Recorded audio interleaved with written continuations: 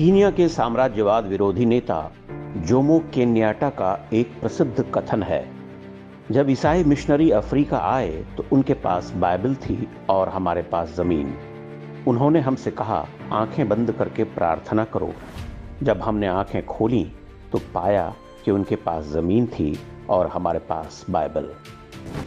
Jomo Kenyatta जब पैदा हुए थे उसके बहुत पहले ही भारत में एक सामान्य वनवासी नौजवान ने ईसाई मिशनरियों की इस धूर्तता को भांप लिया था। उसने इस खतरे को न केवल समझा बल्कि अपने पूरे समाज को भी सजग करने के लिए अपना सर्वस्व बलिदान कर दिया। लोग उन्हें बिरसा मुंडा के नाम से जानते हैं। जनजातीय हिंदू समाज आज बिरसा मुंडा को भगवान की तरह पूजता है, क्योंकि वही थे जिन्होंने लगभग 150 वर्ष पूर्व जनजातीय समाज और उनकी हजारों वर्ष प्राचीन संस्कृति को ईसाई मिशनरियों की गिद्ध दृष्टि से बचा लिया था। झारखंड, ओडिशा से लेकर छत्तीसगढ़ और आंध्र प्रदेश तक हम ईसाई धर्मांतरण का जो नंगा नाच देखते हैं, अगर बिरसा मुंडा न होते तो वो काम 100 साल पहले ही पूरा हो चुका होता। आज जहां पर झारखंड राज्य है, वह कभी बंगाल प्रेसिडेंसी का हिस्सा हुआ करता था।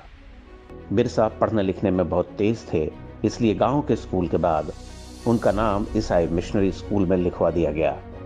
मिशनरी स्कूल में प्रवेश के लिए ईसाई बनना आवश्यक था। बिरसा मुंडा का भी धर्मांतरण कर दिया गया और वो बिरसा मुंडा से बिरसा डेविड बन गए। स्कूल में ही बिरसा समझ गए कि ईसाई मिशनरी जनजातियों की संस्कृति को नष्ट करना और जंगलों की जमीन हड़पना चाहती हैं।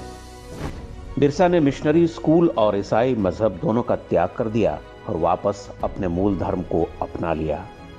उन्होंने जनजातीय समुदाय में जागरूकता पैदा करना शुरू किया, उन्हें एकजुट किया और अंग्रेजों को लगाम देना बंद कर दिया। इससे ईसाई मिशनरियां तिलमिला गईं और अंग्रेज सरकार में खलबली मच गई। बिरसा मुंडा पर मुकदमा चलाया गया। मात्र 20 वर्ष के बिरसा को जेल की सजा सुना दी गई। इसके बाद तो पूरे वनवासी क्षेत्र में ऐसी चिंगारी भड़की जिससे पैदा लपटों को काबू करना अंग्रेजों के लिए असंभव हो गया। बिरसा ने इस क्रांति का नाम उल गुलान रखा, जिसका अर्थ होता है भारी कोहराम। बिरसा मुंडा की अगुवाई में तीर कमान से लैस वनवासियों ने अंग्रेज सरकार की नाक में दम कर दिया। उन्होंने बड़ी संख्या में अंग्रेज अफसरों और सिपाहियों को मौत के घाट उतार दिया। बिरसा की छापामार शैली का अंग्रेजों के पास कोई जवाब नहीं था। उनका बंदूकों से लैस होना भी वनवासियों के तीर कमान के आगे लाचार था। बिरसा के बढ़ते बल को देखकर अंग्रेजों के सिर पर खून सवार हो चुका था।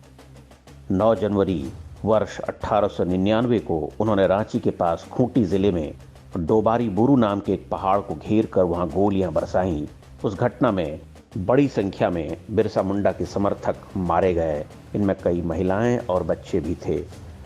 इसकी तुलना पंजाब के जालियांवाला बाग हत्याकांड से की जाती है। डोबारी बुरू गोलीकांड में तो बिरसा मुंडा बच निकले, लेकिन 3 फरवरी 1900 को अंग्रेजों ने धोखे से उनको पकड़ लिया। बिरसा मुंडा को जेल में डाल दिया गया। यह चित्र तब का है जब अंग्रेज सिपाही उन्हें बेड़ियों में बांधकर रांची ले जा रहे थे। जेल में 9 जून वर्ष 1900 को लगभग 24 वर्ष की उम्र में बिरसा की मृत्यु हो गई।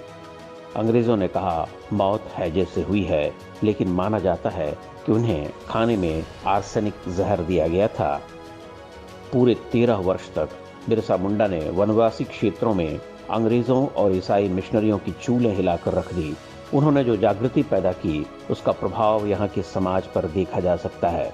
बिरसा ने जनजातीय समाज में सुधार के लिए कुछ नियम बनाए थे। इन्हें बिरसायत पंथ कहा जाता है।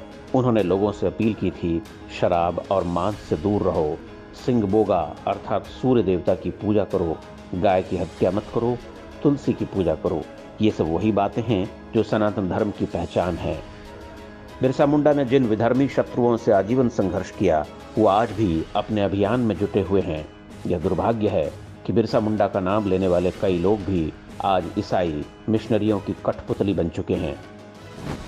पहले अंग्रेजों ने और स्वतंत्रता के बाद कांग्रेसी सरकारों ने बिरसा मुंडा के साथ शत्रुता का व्यवहार जारी रखा।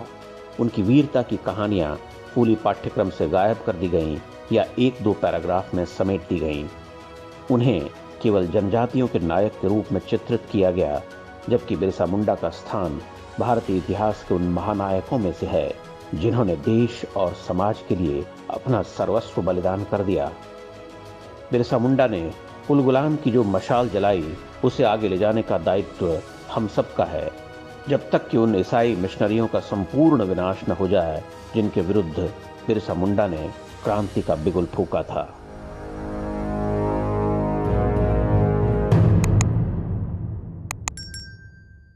इंडेक्स ऑनलाइन के वीडियो समाज को समर्पित हैं। आप इनको डाउनलोड करके जैसे चाहे वैसे प्रयोग कर सकते हैं। चाहे तो आप हमारे टेलीग्राम चैनल से जुड़ सकते हैं। वहां सारे नए पुराने वीडियो आपको मिल जाएंगे।